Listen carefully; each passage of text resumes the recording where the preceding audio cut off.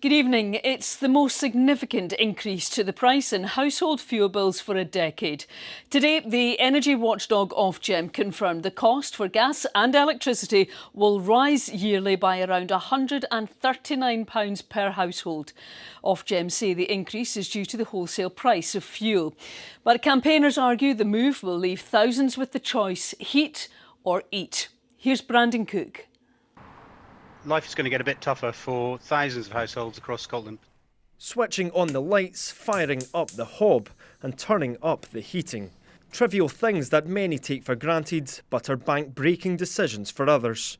Today's announcement is a sharp price increase for those on standard meters, even more for prepaid. The wholesale cost of fuel is up by 50% in recent months. The regulator Ofgem says they have no choice. The announcement we're making today is made because we've seen record fossil fuel prices, not just in electricity and gas, but also in petrol and diesel. And what the price cap does is it says to customers, you do need to pay a fair price, but no more than that. The cap on energy costs was first introduced 2 years ago to protect people from sudden price hikes. It's reviewed every 6 months and adjusted to suit a range of different factors, including the value of wholesale fuel. For the average household, the first price limit was around £1,100. That rose 6 months later, but the next year and a half saw consecutive price drops as the price of gas and electricity fell due to the pandemic. In April this year, prices were back up to a level even higher than the original cap. Now this, extra increases takes prices through a threshold not seen for over a decade. 5 cities in Scotland are worst hit by fuel poverty in the UK. Despite being oil capital of Europe, Aberdeen is one of them. What do you actually choose?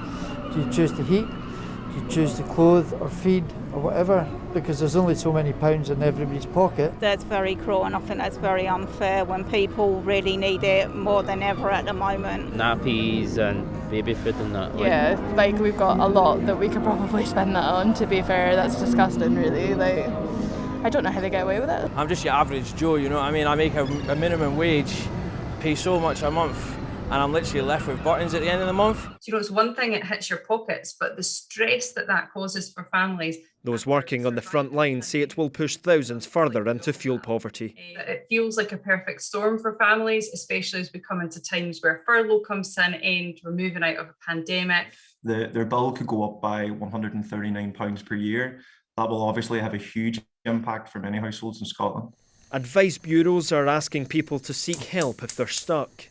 It's really, really important that we get the message out there that in Scotland particularly there is some good news and that there is a lot of help available to help households who are struggling with fuel bills, and we would really urge them to contact us. This is an increase to the cap on default tariffs, so not being on one of those tariffs is probably the best thing that you can do to avoid the increase, and that might mean looking at different fixed tariffs that suppliers in the market are offering and thinking about making a switch. The price cap is due to begin on October the 1st.